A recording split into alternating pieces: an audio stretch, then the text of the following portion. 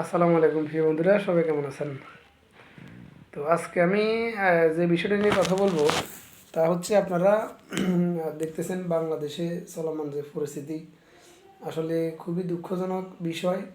আমরা দেখতে পাচ্ছি বিভিন্ন জায়গায় চুরি হচ্ছে, ডাকাতি হচ্ছে, চাঁদাবাদি, তো এটা একেবারে 5ই আগস্টের পর থেকে এটা মানে ধারাবাহিকভাবে হচ্ছে। এরপর আমরা দেখতেছি ধর্ষণের যে বিষয়টা, সব মিলিয়ে পুরো দেশের ভিতরে একটা মানে মানে কি বলে একটা অরাজকতা, একটা অস্থিতিশীল একটা অবস্থা। তো এই অস্থিতিশীলতার মানে যে মূল কারণটা আমার কাছে যেটা মনে হচ্ছে, এখানে যে কোনো একটা পক্ষ ইচ্ছাকৃতভাবে তারা এই কাজটা করে দিছে যেন অন্তর্বর্তীকালীন সরকার দ্রুত যেন নির্বাচনটা দিয়ে দেয়। তাদের উদ্দেশ্য হচ্ছে এটাই। আপনি দেখেন, যে জায়গায় চুরি হচ্ছে, ডাকাতি হচ্ছে, চাঁদাবাদি হচ্ছে, আপনি এই লোকগুলার রাজনৈতিক ব্যাকগ্রাউন্ড আপনারা যদি দেখতে চান তাহলে আপনি দেখবেন কোনো না কোনো একটা দলের ভিতর আছে। আমি এর নামটা এখানে বলতে চাচ্ছি না। তাহলে এটা আসলে আমরা কি 5ই অগাস্ট যে স্বৈরাচার শেখ হাসিনাকে যে বিদায় করা হয়েছে, এটার উদ্দেশ্য কি এটা ছিল?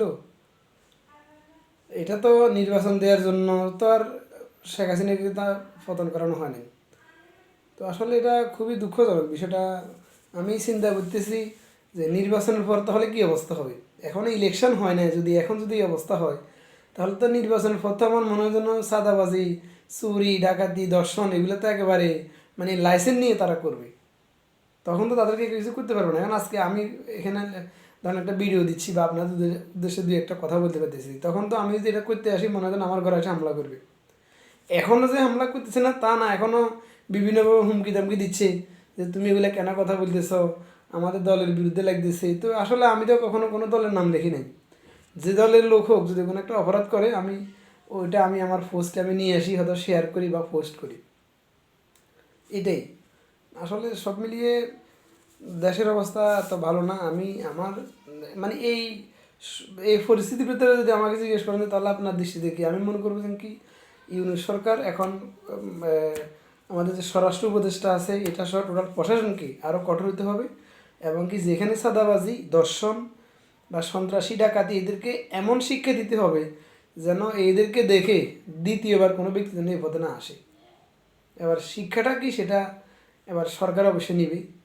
তবে এক্ষেত্রে ইসলামিক কিছু আইন বা ইসলামিক কিছু শাসন আমার কাছে মনে হয় যেন সম্পৃক্ত করা দরকার। আমরা তো বাংলাদেশে এ পর্যন্ত ইসলামিক কোনো শাসন আমরা এখনও পুরোপুরি বাস্তবায়ন করি নাই।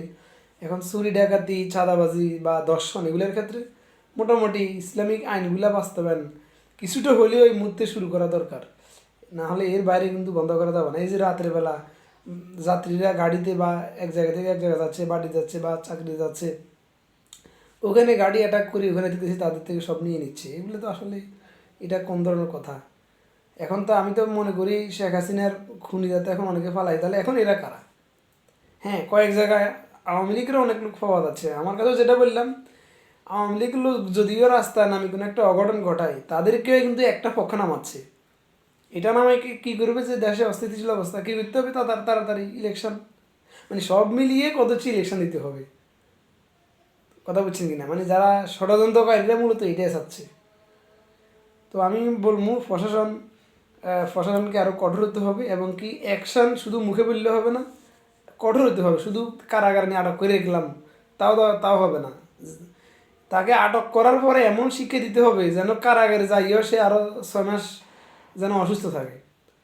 একদম কঠিন শিক্ষা দিতে হবে। এর ছাড়া আর কোনো আসলে উপায় নেই আমি যেটা দেখতেছি। ধন্যবাদ সবাইকে। আসসালামু আলাইকুম।